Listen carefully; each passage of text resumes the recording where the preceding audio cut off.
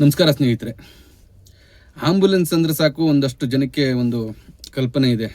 ಇವ್ರಿಗೆ ಯಾವುದೇ traffic rules apply ಆಗೋದಿಲ್ಲಪ್ಪ, ಹೆಂಗೆ ಬೇಕಾದ್ರೆ ಹಂಗೆ ಸಿಗ್ನಲ್ ಜಂಪ್ ಮಾಡ್ಬೋದು, ಹೆಂಗೆ ಬೇಕಾದ್ರೆ ಹಂಗೆ ಒನ್ ವೇಲ್ ಹೋಗ್ಬಿಡ್ಬೋದು ಅಂತ. ಆದರೆ ಇದು ಸತ್ಯನ ಖಂಡಿತವಾಗ್ಲೂ ಇಲ್ಲ. ಎಲ್ಲ ವೆಹಿಕಲ್ಗೆ ಯಾವ ರೀತಿ ಟ್ರಾಫಿಕ್ ರೂಲ್ಸ್ ಅಪ್ಲೈ ಆಗುತ್ತೋ ಅದೇ ರೀತಿ ಆಂಬುಲೆನ್ಸ್ಗಳಿಗೂ ಸಹ ಟ್ರಾಫಿಕ್ ರೂಲ್ಸ್ ಅಪ್ಲೈ ಆಗೇ ಆಗುತ್ತೆ. ಇನ್ಕ್ಲೂಡಿಂಗ್ ಮುಖ್ಯಮಂತ್ರಿ ಕಾರ್ಗೂ ಸಹ ಈ ಟ್ರಾಫಿಕ್ ರೂಲ್ಸ್ ಅಪ್ಲೈ ಆಗುತ್ತೆ. ಮುಖ್ಯಮಂತ್ರಿ ಕಾರು ಒಂದು ಮಾತ್ರಕ್ಕೆ ಸಿಗ್ನಲ್ ಜಂಪ್ ಮಾಡ್ಕೊಂಡು ಹೋಗ್ಬಿಡ್ಬೋದು ಅಥವಾ ಒನ್ ವೇಲ್ ಹೋಗ್ಬಿಡ್ಬೋದು ಅಂತಲ್ಲ, ಸಿಗ್ನಲ್ ಫ್ರೀ ಕೊಡ್ತಾರೆ. ಮುಖ್ಯಮಂತ್ರಿ ಕಾರ್ಗಳಿಗೆ ಸಿಗ್ನಲ್ ಫ್ರೀ ಕೊಡ್ತಾರೆ. ಟ್ರಾಫಿಕ್ ಅವ್ರು ನಿಂತು ಸಿಗ್ನಲ್ ಫ್ರೀ ಮಾಡಿಕೊಡ್ತಾರೆ. ಯಾಕೆ ಅಂದರೆ ಇಡೀ ರಾಜ್ಯದ ಜನರ ಒಂದು ಕೆಲಸಗಳನ್ನು ಮಾಡಬೇಕಾಗಿರುತ್ತೆ. ಅವರ ಪ್ರತಿ ಸೆಕೆಂಡು ಇಂಪಾರ್ಟೆಂಟ್ ಆಗಿರೋ ಕಾರಣಗಳಿಂದ ಸರ್ಕಾರದಿಂದ ಇದು ಪೊಲೀಸ್ ಇಲಾಖೆಯಿಂದನೇ ಅದಕ್ಕೊಂದು ನಿರ್ದೇಶನ ಇರುತ್ತೆ. ಮುಖ್ಯಮಂತ್ರಿಗಳಾಗ್ಬೋದು, ಮಂತ್ರಿಗಳಾಗ್ಬೋದು, ಇವರು ಹೋಗ್ತಾ ಇರುವಂಥ ಒಂದು ಕೆಲಸ ಬಹಳ ಇಂಪಾರ್ಟೆಂಟು, ತುರ್ತು ಕರ್ತವ್ಯ ಅಂತ. ಅವ್ರ ಪ್ರತಿ ಸೆಕೆಂಡು ಕೌಂಟ್ ಆಗೋದ್ರಿಂದ ಅದೊಂದು ಸ್ಪೆಷಾಲಿಟಿ ಇದೆ ಅವ್ರಿಗೆ. ಸೊ ಅವರು ಸಿಗ್ನಲ್ ಜಂಪ್ ಮಾಡೋ ಕೇಸಲ್ಲಿ ಅವ್ರು ಬರೋದಿಲ್ಲ, ಯಾಕೆಂದರೆ ಸಿಗ್ನಲ್ ಫ್ರೀ ಮಾಡಿರೋದ್ರಿಂದ. ಇನ್ನು ಒನ್ ವೇಲ್ ಅಂತೂ ಚಾನ್ಸೇ ಇಲ್ಲ. ಯಾವುದೇ ವೆಹಿಕಲ್ಲೂ ಸಹ ಒನ್ ವೇಲ್ ಹೋಗೋ ರೀತಿಯೇ ಇಲ್ಲ. ಅದರಲ್ಲಿ ಮುಖ್ಯಮಂತ್ರಿ ವೆಹಿಕಲ್ ಹೋಗಂಗಿಲ್ಲ, ಅನ್ನೋದಾದ್ಮೇಲೆ ಆಂಬುಲೆನ್ಸು ಸಹ ಹೋಗುವಾಗಿಲ್ಲ. ಯಾಕೆ ಅಂದರೆ ಒನ್ ವೇ ಅನ್ನೋದ್ರ ಒಂದು ಮೈಂಡ್ ಸೆಟ್ಟಲ್ಲಿ ಬರ್ತಾ ಇರುವಂಥ ವೆಹಿಕಲ್ಗಳು.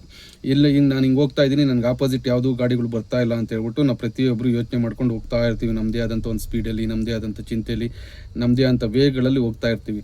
ಸಹಜವಾಗಿ ಏನಾಗುತ್ತೆ, ಒಂದು ಬಸ್ಸಿಂದೇ ಬರ್ತಾ ಇರುವಂಥ ಒಂದು ಕಾರ್ ಇರ್ಬೋದು, ಅಥವಾ ಟೂ ವೀಲರ್ ಇರ್ಬೋದು, ಅಥವಾ ಆಟೋ ಇರ್ಬೋದು, ಯಾವುದೋ ಪೇಸ್ ಸಿಕ್ಕಿದ ತಕ್ಷಣ, ಬಸ್ಸಿಂದ ಜಾಗ ಸಿಕ್ಕಿದ ತಕ್ಷಣ ಸಡನ್ನಾಗಿ ಏನು ಮಾಡ್ತಾನೆ, ರೈಟ್ಗೋ ಲೆಫ್ಟ್ಗೋ ಎಲ್ಲಿ ಜಾಗ ಸಿಗುತ್ತೋ ಆ ಕಡೆ ಎಳಿತಾನೆ. ಆಂಬುಲೆನ್ಸೇ ಆಗಲಿ ಅಥವಾ ಇನ್ನೊಂದು ಯಾವುದೇ ಒಂದು ವೆಹಿಕಲ್ಲೇ ಆಗಲಿ ಒನ್ ವೇಲ್ ಬತ್ತು ಅಂದರೆ ಸಡನ್ನಾಗಿ ಆಕ್ಸಿಡೆಂಟ್ ಆಗುವಂಥ ಚಾನ್ಸಸ್ ಜಾಸ್ತಿ ಇರುತ್ತೆ. ನಿಮಗೆ ಎಷ್ಟೇ ಅರ್ಜೆಂಟ್ ಇದ್ದರೂ, ಎಮರ್ಜೆನ್ಸಿ ಸರ್ವಿಸ್ ಇದ್ದರೂ ಸಹ ಒನ್ ವೇ ಹೋಗುವಂಥ ಯಾವುದೇ ತಪ್ಪುಗಳನ್ನು ನೀವು ಮಾಡಲೇಬೇಡಿ. ಹೌದು, ಒನ್ ವೇಲ್ ಹೋಗಿದ ತಕ್ಷಣ ಒಂದು ಯಾವುದೋ ಜೀವ ಉಳಿಸ್ಬಿಡ್ತೀವಿ, ಇನ್ನೊಂದು ಮಾಡಿಬಿಡ್ತೀವಿ ಅನ್ನೋದೊಂದು ಕಲ್ಪನೆ ಒಂದು ಆಂಬುಲೆನ್ಸ್ ಡ್ರೈವರ್ಗಳಿಗಿದೆ. ಬೈ ಮಿಸ್ಟೇಕಾಗಿ ನಿಮ್ಗೆ ಗೊತ್ತಿಲ್ದಿರ ಯಾರೋ ಒಬ್ಬ ಸಡನ್ನಾಗಿ ಗಡ್ಡ ಬಂದ್ಬಿಡ್ತಾನೆ. ನೀವು ನಿಮ್ಮ ಬುದ್ಧಿವಂತಿಕೆಯಿಂದ ಏನೋ ಸ್ವಲ್ಪ ಕರೆಕ್ಟಾಗಿ ಹೋಗ್ತಾ ಇದ್ದೀನಿ ಅಂತ ಹೋಗ್ಬೋದು. ಆದರೆ ಆಪೋಸಿಟಲ್ಲಿ ಬರುವಂಥ ಆಕ್ಸಿಡೆಂಟ್ಗಳು ಯಾಕೆ ಅಂದರೆ ಒಂದು ಸೈಡಲ್ಲಿ ಆಗುವಂಥದ್ದಲ್ಲ, ಎಲ್ಲ ಕಡೆಯಿಂದನೂ ಆಗುವಂಥದ್ದು.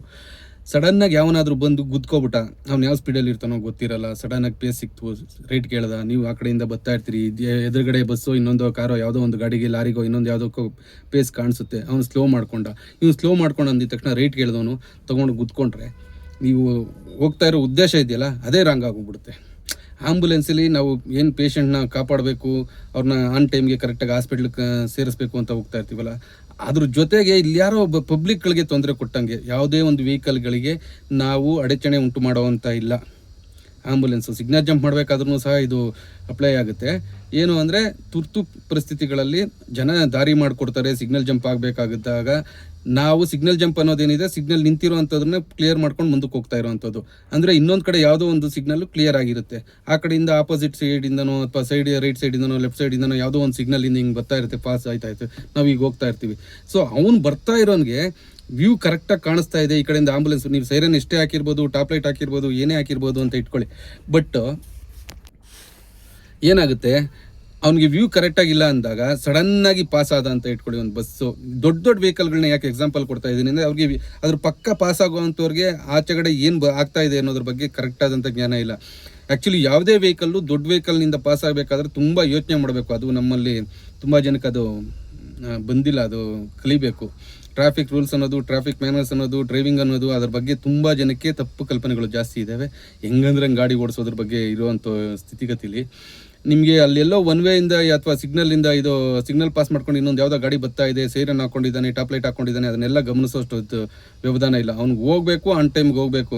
ಅವ್ನದೇನೋ ಚಿಂತೆ ಇರುತ್ತೆ, ಅವ್ನು ಆಫೀಸ್ಗೆ ಹೋಗಬೇಕು, ಇವಾಗ ಸ್ವಿಗ್ಗಿ ಡೆಲಿವರ್ಸಿ ಇರ್ತಾರೆ, ಅವ್ರಿಗೆ ಹೋಗಬೇಕು, ಪ್ಯಾಸೆಂಜರ್ ಕರ್ಕೊಂಡು ಹೋಗ್ತಾ ಇರೋ ಆಟೋದವ್ರು ಇರಬೇಕು, ಇಲ್ಲ ಯಾರೋ ಮನೆಗೆ ಹೋಗಬೇಕು, ಇಲ್ಲ ಯಾರೋ ಫ್ರೆಂಡ್ಸ್ ನೋಡೋಕೆ ಹೋಗಬೇಕು. ಎನಿ ಕಾಸ್ಟ್ ಅವ್ರದ್ದೇ ಆದಂಥ ಚಿಂತೆಗಳಲ್ಲಿ ಇರ್ತಾರೆ, ಅವ್ರದ್ದೇ ಆದಂಥ ಸಮಸ್ಯೆಗಳಲ್ಲಿ ಇರ್ತಾರೆ. ಮತ್ತು ಅವ್ನು ಕರೆಕ್ಟ್ ರೂಟಲ್ಲಿ ಹೋಗ್ತಾ ಇದ್ದೀನಿ ಅನ್ನೋದು ಒಂದು ಧೈರ್ಯ ಅವ್ನಿಗೆ ಇದ್ದೇ ಇರುತ್ತೆ. ರಾಂಗ್ ರೂಟಲ್ಲಿ ಅವಾಗ ಯಾರು ಹೋಗ್ತಾ ಇರೋದು? ಇವಾಗ ಆಂಬುಲೆನ್ಸು ರಾಂಗ್ ರೂಟಲ್ಲಿ ಹೋಗ್ಬೇಕಾದ್ರೆ ಬಸ್ಸಿಂದ ಪಕ್ಕದಲ್ಲಿ ಯಾವುದಾದ್ರು ಗಾಡಿ ಪಾಸ್ ಆಗ್ತಾ ಇದೆಯಾ ಇಲ್ವೋ ಅನ್ನೋದು ಅವನಿಗೂ ಕಾಣಲ್ಲ, ಈ ಕಡೆಯಿಂದ ಇವ್ರಿಗೂ ಈ ಕಡೆಯಿಂದ ಬರ್ತಾ ಇದೆ ಅಂತಲೂ ಕಾಣಲ್ಲ. ತಪ್ಪಿ ಹೆಚ್ಚು ಕಡಿಮೆ ಆಯಿತು ಅಂದರೆ ಖಂಡಿತವಾಗ್ಲೂ ಕೇಸ್ ಆಗುತ್ತೆ, ಅಫೆನ್ಸ್ ಆಗುತ್ತೆ. ನೀವು ಜೀವ ಉಳ್ಸೋಕ್ಕೆ ಹೋಗಿ ಇನ್ನೊಂದು ಜೀವನ ತೆಗೆಯೋದು ಅಪರಾಧನೇ, ಇನ್ನೊಬ್ಬರಿಗೆ ತೊಂದರೆ ಮಾಡೋದು ಅಪರಾಧನೇ, ಇನ್ನೊಂದು ವೆಹಿಕಲ್ಗಳಿಗೆ ಅಡಚಣೆ ಉಂಟು ಮಾಡೋದು ಅಪರಾಧನೇ. ವಿತ್ ರೀಸನ್ನು, ಮಾನವೀಯತೆ ದೃಷ್ಟಿಯಿಂದ ಮಾತ್ರನೇ ನೀವು ಅದನ್ನು ಒಂದು ಕನ್ಸಿಡರ್ ಮಾಡುತ್ತೆ. ಟ್ರಾಫಿಕ್ ರೂಲ್ಸ್ಗಳಲ್ಲಿ ಸ್ವಲ್ಪ ಮಟ್ಟಿಗೆ ವಿನಾಯಿತಿಯನ್ನು ಕೊಡ್ತಾರೆ ವಿನ, ಅದು ಬಿಟ್ಟು ಅದರಲ್ಲಿ ಏನಾದರೂ ತಪ್ಪಾಯಿತು ಅಂದರೆ ಕಂಪಲ್ಸರಿ ಅದ್ರ ಬಗ್ಗೆ ಆ್ಯಕ್ಷನ್ ತೊಗೊಳ್ಳೋದಕ್ಕೆ ಅವಕಾಶ ಕಾನೂನಿನಲ್ಲಿ ಇದೆ. ಆಮೇಲೆ ಇವಾಗ ಭಾಳಷ್ಟು ಜನ ಡ್ರೈವರ್ಗಳಿಗೆ, ಆ್ಯಂಬುಲೆನ್ಸ್ ಡ್ರೈವರ್ಗಳಿಗೆ ಏನೋ ಒಂದು ಹೊಸ್ದಾಗಿ ಬಂದಿರ್ತಾರಲ್ಲ, ಅವ್ರಿಗೇನು ಭಯಂಕರ ತರಬೇತಿ, ಸ್ಪೆಷಲ್ ಆದಂಥ ಡ್ರೈವರ್. ಇವಾಗ ಆ್ಯಂಬುಲೆನ್ಸ್ ಡ್ರೈವರ್ ಪ್ರತಿಯೊಬ್ಬರಿಗೂ ಸ್ಪೆಷಲ್ ತರಬೇತಿ ಅಥವಾ ಸ್ಪೆಷಲ್ DL ಅಂತ ಯಾವುದು ಯಾರೂ ಕೊಡೋದಿಲ್ಲ. ನಾರ್ಮಲ್ಲಾಗಿ ಯಾವ್ದು ಬ್ಯಾಡ್ಜ್ ಇರುತ್ತೆ, ಯಾವ್ಯಾವ ಗಾಡಿಗಳು ಇರ್ತಾರೆ ಅದೇ ಥರನೇ ಈ ಕೊಡುವಂಥದ್ದು. ಇವಾಗ ಒಂದು ಮಾಮೂಲಿ ಕಾರ್ ಓಡಿಸ್ತಾ ಇರೋವಂಥವ್ನು ಬ್ಯಾಡ್ಜ್ ಇತ್ತು ಅಂದರೆ ಆ್ಯಂಬುಲೆನ್ಸ್ ಓಡಿಸ್ಬೋದು. ಇಲ್ಲಿ ಬರ್ತಾ ಎಕ್ಸ್ಪೀರಿಯೆನ್ಸ್ ಆಗುತ್ತೆ, ಏನೆಲ್ಲ ಯಾವ ರೀತಿ ಎಲ್ಲ ಗಾಡಿಗಳು ಬರ್ಬೋದು, ಸಡನ್ನಾಗಿ ಹೆಂಗೆ ನುಗ್ಬೋದು, ನಾನು ಹೆಂಗೆ ಅವಾಯ್ಡ್ ಮಾಡಬೇಕು, ನಾನು ಯಾವ ಟೈಮ್ಗೆ ಹೋಗಬೇಕು ಅಂತ. ನೀವು ಅತಿ ಸ್ಪೀಡ್ನ ಓಡಿಸ್ಕೊಳ್ಳೋದೇ ಆ್ಯಂಬುಲೆನ್ಸ್ ಅಂತ ತಿಳ್ಕೊಬಿಟ್ರೆ, ಒಬ್ಬ ಸ್ಪೈನಲ್ ಕಾರ್ಡ್ ಏನಾದರೂ ಆಪ್ರೇಷನ್ ಆಗಿರೋವಂಥ ಒಬ್ಬ ಪೇಷಂಟ್ನ ನೀವು ಶಿಫ್ಟ್ ಮಾಡ್ತೀರಾ ಅಂತ ಇಟ್ಕೊಳ್ಳಿ. ಅವನು ವರ್ಷಗಟ್ಲೆಯಿಂದ ಸಫರ್ ಆಗಿರ್ತಾನೆ, ತಿಂಗ್ಳುಗಟ್ಟಲೆ ಹಾಸ್ಪಿಟ್ಲ್ಗಳಲ್ಲಿ ಕಳೆದಿರ್ತಾನೆ, ಲಕ್ಷಗಟ್ಟಲೆ ಹಾಸ್ಪಿಟ್ಲ್ ಫೀಸ್ ಕಟ್ಟಿರ್ತಾನೆ. ಜಸ್ಟ್ ಯಾವುದೋ ಒಂದು ನಿಮ್ಮ ನೆಗ್ಲಿಜೆನ್ಸಿ ಡ್ರೈವಿಂಗಿಂದ ಒಂದೇ ಒಂದು ಅಂಶ ಎಗರಿಸಿ ಸ್ಪೈನಲ್ ಕಾರ್ಡ್ ಇಂಜುರಿ ಆಗಿರುವಂಥವ್ನಿಗೆ ಅವ್ನಿಗೇನಾದರೂ ಆಪ್ರೇಷನ್ಗೆ ಮೂಳೆಗೆ ಏನಾದರೂ ಮತ್ತೆ ಹೊಡೆತ ಬಿತ್ತು ಅಂದರೆ ಅದಕ್ಕೆ ಕಾರಣಕರ್ತರು ನಾವೇ ಆಗ್ತೀವಿ. ಸೊ ಇವಾಗ ಡ್ರೈವಿಂಗ್ ಮಾಡೋವಂಥವ್ರ ಮೇಲೆ ಫಸ್ಟು ಯಾವಾಗೂ ಸ್ಪೀಡಾಗಿ ಹೋಗೋದೇ, ನಾನು ದೇವರಲ್ಲಪ್ಪ, ನಾನು ಯಾವುದೇ ಜೀವಗಳನ್ನು ಉಳಿಸೋದಕ್ಕೆ ನಾನು ದೇವರಲ್ಲ, ನನಗಿರ್ಬೋದಾದಂಥ ಒಂದು ಸಣ್ಣ ಒಂದೇ ಒಂದು ಶಕ್ತಿ ಏನಪ್ಪ ಅಂದರೆ, ವಿವೇಚನೆ ಏನಪ್ಪ ಅಂದರೆ, ನಾನು ಆನ್ ಟೈಮ್ಗೆ ಸಾಧ್ಯವಾದಷ್ಟು ಬೇಗ ಹಾಸ್ಪಿಟ್ಲ್ಗಳಿಗೆ ನಾನು ಪೇಷಂಟ್ನ ತಲುಪಿಸ್ಬೇಕಾಗಿರುತ್ತೆ. ಅದು ಬಹಳ ಮುಖ್ಯವಾದಂಥ ಕರ್ತವ್ಯ. ಮತ್ತು ಸೇಫ್ಟಿಯಾಗಿ ತಲುಪಿಸ್ಬೇಕಾಗಿರುತ್ತೆ. ಪೇಷಂಟ್ಗೆ ಈಗಿರೋಂಥ ತೊಂದರೆಗಿನ್ನ ಇನ್ನೂ ಹೆಚ್ಚು ತೊಂದರೆ ಕೊಡಬಾರ್ದು. ಹಾರ್ಟ್ ಪೇಷಂಟ್ ಅಂತ ಇಟ್ಕೊಳ್ಳಿ, ಅವ್ನಿಗೆ ಇನ್ನೂ ಹೆಚ್ಚು ಗಾಬರಿ ಆಗೋ ಥರ ಮಾಡಬಾರ್ದು. ನಾನು ಧಮ ಅಂತ ಗಾಡಿ ಓಡಿಸ್ಕೊಂಡು ಸಡನ್ನಾಗಿ ಬ್ರೇಕ್ ಹೊಡ್ಕೊಂಡು ಅಲ್ಲಿ ಇಲ್ಲಿ ನುಗ್ಗಿಸ್ಕೊಂಡು ಒಳಗಡೆ ಇರೋ ಪೇಷಂಟ್ನ ಇನ್ನಷ್ಟು ಗಾಬರಿಗೊಳಿಸುವಂಥದ್ದು ಡ್ರೈವಿಂಗ್ ಅಲ್ಲ, ಆ್ಯಂಬುಲೆನ್ಸ್ ಡ್ರೈವಿಂಗ್ ಅಲ್ವೇ ಅಲ್ಲ. ನನ್ನ ಕೈಲಿ ಏನಿದೆ ಅಂದರೆ, ನಾನು ಸಾಧ್ಯವಾದಷ್ಟು ಸೇಫ್ಟಿಯಿಂದ ಆ್ಯಂಬುಲೆನ್ಸ್ನ ತೊಗೊಂಡೋಗಿ ಹಾಸ್ಪಿಟ್ಲಿಗೆ ರೀಚ್ ಮಾಡಬೇಕು.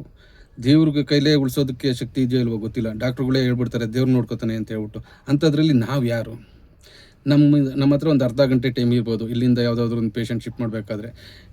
ಇವಾಗ ಅಟ್ಲೀಸ್ಟು ಕೆಂಪೇಗೌಡ ಹಾಸ್ಪಿಟ್ಲಿಂದ ನಾವು ಜಯದೇವಾಗಿ ಶಿಫ್ಟ್ ಮಾಡಬೇಕು ಅಂತ ಇಟ್ಕೊಳ್ಳಿ, ಅಥವಾ ಇಲ್ಲೆಲ್ಲೋ ಯಾವುದೋ ಇಲ್ಲಿ ರಾಜರಾಜೇಶ್ವರಿ ನಗರದಿಂದ ಇನ್ನೆಲ್ಲೋ ವಿಕ್ಟೋರಿಯಾ ಹಾಸ್ಪಿಟ್ಲಿಗೆ ಶಿಫ್ಟ್ ಮಾಡಬೇಕು, ಒಂದು ಅರ್ಧ ಗಂಟೆ ಟೈಮ್ ಇರುತ್ತೆ.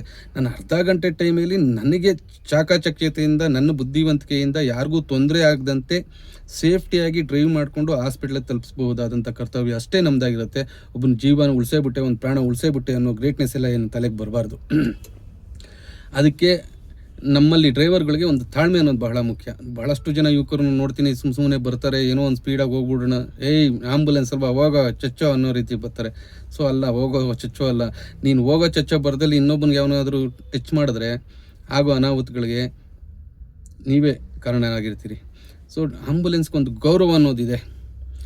ಮಾನವೀಯತೆ ದೃಷ್ಟಿಯಿಂದ ಆ್ಯಂಬುಲೆನ್ಸ್ನ ಒಂದು ದೊಡ್ಡ ಸ್ಥಾನದಲ್ಲಿ ಇಟ್ಟು ನೋಡ್ತಾ ಇರ್ತಾರೆ. ಅದನ್ನು ಉಳಿಸ್ಕೊಳ್ಳಬೇಕಾಗಿರೋದು ಈಗಿನ ಡ್ರೈವರ್ಗಳ ಕರ್ತವ್ಯ ಆಗಿರುತ್ತೆ. ಪ್ರತಿಯೊಬ್ಬರು ಬಿಡು ಯಾರು ಏನು ಕೇಳಲ್ಲ ಅನ್ನೋ ರೀತಿಯಲ್ಲಿ ಉಡಾಫಿಯಾಗಿ ನೋಡ್ಕೊಳ್ಳೋಕ್ಕೆ ಶುರು ಮಾಡಿದ್ರೆ ತುಂಬ ತೊಂದರೆಗಳಾಗುತ್ತೆ. ಮತ್ತು ಅದರಿಂದ ಅದು ದೊಡ್ಡ ಅಫೆನ್ಸ್. ಅದು ಒಂದು ಜವಾಬ್ದಾರಿ ಸ್ಥಾನದಲ್ಲಿರುವಂಥ ಒಂದು ಹುದ್ದೆ ಇದು ಆ್ಯಂಬುಲೆನ್ಸ್ ಡ್ರೈವರ್ ಅನ್ನೋವಂಥದ್ದು.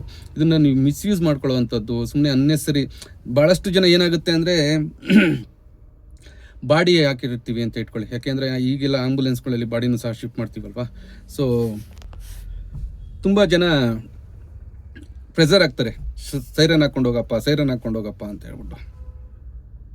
ಯಾಕೆ ಅಂದರೆ ಇಲ್ಲಿಂದ ಗುಲ್ಬರ್ಗಕ್ಕೋ ಇನ್ಯಾವುದೋ ಒಂದು ಊರಿಗೋ 300 ಕಿಲೋಮೀಟ್ರು 200 ಕಿಲೋಮೀಟ್ರು, ಅದೊಂದು ಎಮೋಷ್ನಲ್ ವಾತಾವರಣ, ಅದೊಂದು ಸಿಚುವೇಶನ್. ಯಾವಾಗ ಪಾಪ ಕಾಯ್ಕೊಂಡಿರ್ತಾರೆ, ಒಬ್ಬರು ಸತ್ತೋಗಿದ್ದಾರೆ, ಅವ್ರ ಮುಖ ನೋಡೋದಕ್ಕೋಸ್ಕರ, ಅವ್ರದ್ದೊಂದು ಕಾರ್ಯ ಮಾಡೋದಕ್ಕೋಸ್ಕರ ತುಂಬ ಜನ ಇಂಟ್ರೆಸ್ಟ್ ಬಂದಿರ್ತಾರೆ. ಅವರು ಬ್ಲಡ್ ರಿಲೇಟಿವ್ಸ್ಗಳು ತುಂಬ ಜನ ಇರ್ತಾರೆ, ತಂದೆನೋ ತಾಯಿನೋ ಅಪ್ಪ ಅಮ್ಮ ಅಣ್ಣ ತಮ್ಮ ಅಕ್ಕ ತಂಗಿ ಗಂಡ ಹೆಂಡತಿ ಈ ಥರ ಯಾರೋ ಒಂದು ಕಾಯ್ತಾ ಇರ್ತಾರೆ, ಮಕ್ಕಳುಗಳು ಅವರೆಲ್ಲ ಕಾಯ್ತಾ ಇರ್ತಾರೆ.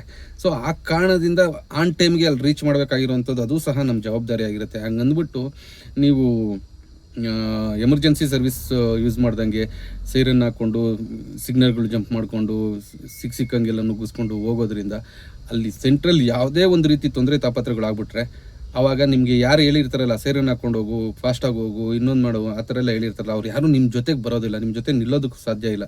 ಅವ್ರಿಗೆ ಅವ್ರ ಕರ್ತವ್ಯ ಆಗಬೇಕಷ್ಟೇ. ನಿನ್ನ ಗಾಡಿ ಟಚ್ ಆಯಿತು, ಇನ್ನೊಂದೇನೋ ಪ್ರಾಬ್ಲಮ್ ಆಯಿತು ಅಂದ್ರೆ ಮತ್ತೊಂದು ಗಾಡಿ ಕರ್ಸ್ಕೊತಾರೆ, ಆರಾಮಾಗಿ ಹೋಗ್ತಾರೆ, ಹೋಗ್ಬಿಟ್ಟು ಅವ್ರ ಕಾರ್ಯ ನಿಲ್ಲಿಸಲ್ಲ, ಅವ್ರ ಕಾರ್ಯ ಅವ್ರು ನಡ್ಸ್ಕೊಂಡು ಹೋಗ್ತಾರೆ. ಸೊ ಆ ಥರ ಎಲ್ಲ ಇರುತ್ತೆ.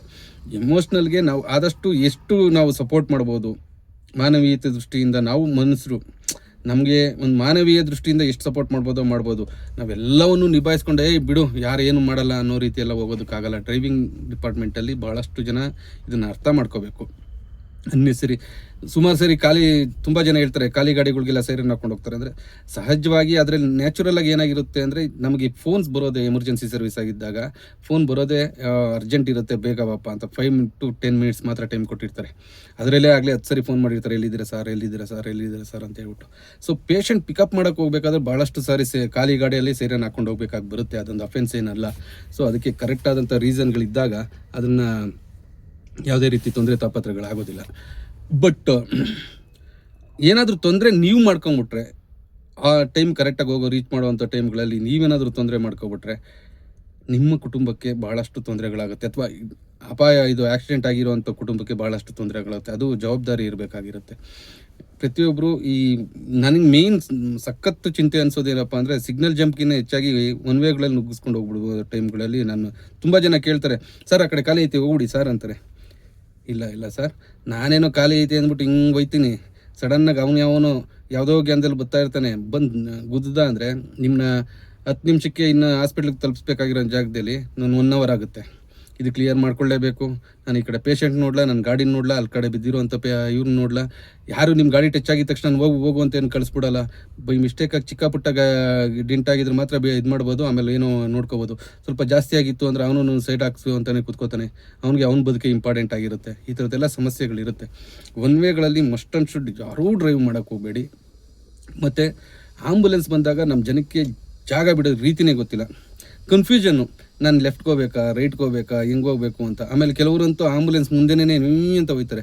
ಅದು ಭಯಂಕರ ದೊಡ್ಡ ಅಫೆನ್ಸು. ಕೇರಳದಲ್ಲಿ ಆಂಬುಲೆನ್ಸ್ನ ನೋಡೋ ರೀತಿ ಇದೆಯಲ್ಲ ತುಂಬ ಚೆನ್ನಾಗಿದೆ. ಸಡನ್ನಾಗಿ ಎಲ್ಲರೂ ಆಂಬುಲೆನ್ಸ್ ಸೈರನ್ ನಿಮಗೆ ಆಗ್ತಾ ಇದ್ದಂಗೆ ಎಲ್ಲ ಲೆಫ್ಟ್ಗೆ ಹೋಗ್ಬಿಡ್ತಾರೆ, ರೈಟಲ್ಲಿ ಫುಲ್ ಜಾಗ ಬಿಟ್ಟಿರ್ತಾರೆ. ಆಂಬುಲೆನ್ಸ್ ರೈಟ್ ಸೈಡಲ್ಲಿ ಆರಾಮಾಗಿ ಹೋಗ್ಬೋದು. ಬಟ್ ಇಲ್ಲಿ ಬೆಂಗಳೂರಲ್ಲಿ ಏನಾಗ್ತಾ ಇದೆ ಅಂದರೆ ಲೆಫ್ಟ್ಗೋ ರೈಟ್ಗೋ ಅದು ಕನ್ಫ್ಯೂಷನ್ ಇಲ್ಲ, ಎಲ್ಲಂದ್ರೆ ಹಂಗೇನೇನೆ. ಅದ್ರ ಜೊತೆಗೆ ಆಂಬುಲೆನ್ಸ್ಗೆ ನೆಪ್ತಲ್ಲಿ ನಾನು ಈ ಸಿಗ್ನಲ್ ಜಂಪ್ ಮಾಡ್ಕೊಂಡು ಆರಾಮಾಗಿ ಹೋಗ್ಬಿಡೋಣ ಅಂತ. ನೋಡ್ರಪ್ಪ, ಟ್ರಾಫಿಕ್ ರೂಲ್ಸು ಆಂಬುಲೆನ್ಸ್ಗೆ ತಕ್ಕ ಮಟ್ಟಿಗೆ ಒಂದಷ್ಟು ವಿನಾಯಿತಿಗಳನ್ನು ಕೊಟ್ಟಿದೆ. ನಾನು ಸಿಗ್ನಲ್ ಜಂಪ್ ಮಾಡಿದ್ರೆ ambulance driver ambulance signal jump ಮಾಡಿದ್ರೆ ಕೇಸ್ ಆಗಲ್ಲ. ಬಟ್ ಈಗಿರೋ ಕ್ಯಾಮ್ರಾಗಳಿದೆಯಲ್ಲ, ಅದು ನಿಮ್ಮ ವೆಹಿಕಲ್ ಫೋಟೋನು ತೊಗೊಂಡಿರುತ್ತೆ, ಆಂಬುಲೆನ್ಸ್ ವೆಹಿಕಲ್ ಫೋಟೋನು ತೊಗೊಂಡಿರುತ್ತೆ. ಪೊಲೀಸವರು ಆಂಬುಲೆನ್ಸು ಬಿಡಪ್ಪ ಎಮರ್ಜೆನ್ಸಿ ಸರ್ವಿಸ್ ಅಂತೇಳಿ ಬಿಟ್ಬಿಡ್ತಾರೆ. ಬಟ್ ನೀವು ಅದನ್ನ ನೆಪ ಇಟ್ಕೊಂಡು ನೀವು ಮುಂದೆ ಪಾಸ್ ಆಗಿರ್ತೀರ ಅಥವಾ ಹಿಂದೆ ಪಾಸ್ ಆಗ್ತೀರಾ ಅಂತ ಇಟ್ಕೊಳ್ಳಿ, ನಿಜವಾಗ್ಲೂ ನಿಮ್ಮ ಗಾಡಿ ಮೇಲೆ ವೆಹಿಕಲ್ ಮೇಲೆ ಕೇಸ್ ಆಗುತ್ತೆ, ಫೈನ್ ಕಟ್ಟಲೇಬೇಕಾಗಿ ಬರುತ್ತೆ ಅಲ್ವಾ? ಯಾಕೆಂದರೆ ಇವಾಗ ಇರೋವಂಥ ಕ್ಯಾಮ್ರಾಗಳೆಲ್ಲ ನೋಡಿದ್ರಲ್ಲ, ಪಟಕ್ ಅಂತ ಹೇಳ್ಬಿಟ್ಟು ವಿತಿನ್ ಸೆಕೆಂಡಲ್ಲೇ ನಿಮ್ಮ ನಂಬರ್ಗಳನ್ನೆಲ್ಲ ಎಷ್ಟು ನೀಟಾಗಿ ಎಲ್ಲ ಕ್ಯಾಚ್ ಮಾಡಿಕೊಡುತ್ತೆ. ಸೊ ಅನ್ನೆಸರಿ ನೀವು 1 ಸೆಕೆಂಡು ಅಥವಾ 10 ಸೆಕೆಂಡು 15 ಸೆಕೆಂಡ್ 20 ಸೆಕೆಂಡ್ ಉಳಿಸೋಕ್ಕೋಸ್ಕರ 500 ರೂಪಾಯಿ 1000 ರೂಪಾಯಿ ಫೈನ್ ಕಟ್ಟೋದಿದೆಯಲ್ಲ, ಅದು ಮೂರ್ಖತನ ಅಂತ ಅನಿಸುತ್ತೆ. ಯೋಚನೆ ಮಾಡಿ. ಆಂಬುಲೆನ್ಸ್ಗೆ ಜಾಗ ಬಿಡಬೇಕು, ಖಂಡಿತವಾಗ್ಲೂ ಜಾಗ ಬಿಡಬೇಕು. ಅದ್ರ ಬಗ್ಗೆ ನಮಗೆ ಎಜುಕೇಷನ್ ಬೇಕು. ನಮ್ಮ RTOದಲ್ಲಿ ಅದು ಸ್ಟಾರ್ಟಿಂಗಿಂದ ಕಲಿಸ್ಕೊಡ್ಬೇಕು. ಆಂಬುಲೆನ್ಸ್ ಬರ್ತಾ ಇದ್ದಂಗೆ ಲೆಫ್ಟ್ ಸೈಡ್ಗೆ ನಾವು ಹೋಗ್ಬೇಕು, ಎಲ್ಲ ವೆಹಿಕಲ್ಗಳು ಲೆಫ್ಟ್ ಸೈಡಿಗೆ ತೊಗೋಬೇಕು, ರೈಟ್ ಸೈಡಲ್ಲಿ ಆಂಬುಲೆನ್ಸ್ಗೆ ಜಾಗ ಮಾಡಿಕೊಡ್ಬೇಕು ಅಂತ ಹೇಳ್ಬಿಟ್ಟು. ಸೊ ಅದೊಂದು ಎಜುಕೇಷನ್ ಭಾಳ ಇಂಪಾರ್ಟೆಂಟ್ ಆಗಿದೆ. ಜೊತೆಗೆ ಆಂಬುಲೆನ್ಸ್ ಡ್ರೈವರ್ಗಳಿಗೂ ಮಾನವೀಯತೆ ಜೊತೆಗೆ ನಾನು ಮಾಡ್ತಾ ಇರೋವಂಥದ್ದು ಸಮಾಜ ಸೇವೆ ಅಲ್ಲಪ್ಪ, ನನಗೂ ಅನ್ನ ಕೊಡ್ತಾ ಇರುತ್ತೆ, ಅದ್ರ ತಕ್ಕನಾಗಿ ಇದು ಮಾಡಬೇಕು. ನನ್ನ ಒಂದು ಕೆಲಸ ಇದೆಯಲ್ಲ, ನಾನು ಬಹಳ ದೊಡ್ಡ ಹೆಮ್ಮೆ ಪಡುವಂಥ ಕೆಲಸ ಏನಲ್ಲಪ್ಪ, ಜವಾಬ್ದಾರಿ ಇರುವಂಥ ಕೆಲಸ. ಸಹಜವಾಗಿ ನನ್ನನ್ನು ನಂಬಿಕೊಂಡು ಒಂದು ಪೇಷಂಟು, ತುಂಬ ಕ್ರಿಟಿಕಲ್ ಆಗಿರುವಂಥ ಪೇಷಂಟು ಮತ್ತು ಆ ಕುಟುಂಬ ಇರುತ್ತೆ, ಅವ್ರನ್ನ ಸೇಫ್ಟಿಯಾಗಿ ಫಸ್ಟು ನಾವು ಕರ್ಕೊಂಡೋಗಿ ತಲುಪಿಸ್ಬೇಕಾಗಿರೋದು ಮೊದಲನೇ ಕೆಲಸ. ಸೊ ಅದ್ರ ಬಗ್ಗೆ ನಮ್ಮ ಆಂಬುಲೆನ್ಸ್ ಡ್ರೈವರ್ಗಳು ಪ್ರತಿಯೊಬ್ಬರೂ ಅದ್ರ ಕಡೆ ಗಮನ ಕೊಡಬೇಕು ಅನ್ನೋದು ನನ್ನ ಕಳಕಳಿಯ ವಿನಂತಿ. ಸೊ ಇನ್ನು ಬಹಳಷ್ಟು ಆಂಬುಲೆನ್ಸ್ ಬಗ್ಗೆ ನಮ್ಮ ಬೆಂಗಳೂರಲ್ಲಿ, ಕರ್ನಾಟಕದಲ್ಲಿ ಅವೇರ್ನೆಸ್ ಕ್ರಿಯೇಟ್ ಆಗಬೇಕು. ಅಲ್ಲಿ ಜಾಗ ಬಿಡೋದ್ರ ಬಗ್ಗೆ ಆಗ್ಬೋದು, ಅಥವಾ ಆಂಬುಲೆನ್ಸ್ ಯಾವ್ಯಾವ ಕಾರಣಗಳಿಂದ ಯಾವ್ಯಾವ ರೀತಿ, ಅದ್ರ ಸೈರನ್ಗಳಲ್ಲೂ ಸಹ ಡಿಫ್ರೆನ್ಸ್ ಆದಂಥ ಒಂದು ವ್ಯವಸ್ಥೆಗಳನ್ನು ಜನರಿಗೆ ತಿಳಿಸ್ಬೇಕು. ಎಮರ್ಜೆನ್ಸಿ ಸರ್ವಿಸ್ಗೆ ಯಾವ ಬೀಪ್ ಸೌಂಡ್ ಬರುತ್ತೆ, ಒಂದು ಸ್ವಲ್ಪ ಸುಮಾರಾಗಿರುವಂಥ ಪೇಷಂಟ್ಗಳು ಕರ್ಕೊಂಡು ಹೋಗ್ಬೇಕಾದ್ರೆ ಯಾವ ಥರ ಸೈರನ್ ಹಾಕಬೇಕು, ಅದೆಲ್ಲನೂ ಭಾಳಷ್ಟು ಅವೇರ್ನೆಸ್ ಬರಬೇಕು. ನೋಡೋಣ ಮುಂದೆಗಡೆ ಯಾವಾಗಾದರೂ ಮಾತಾಡ್ತೀನಿ. So okay, thank you. ನಿಮ್ಮೆಲ್ರಿಗೂ ಒಳ್ಳೆಯದಾಗಲಿ.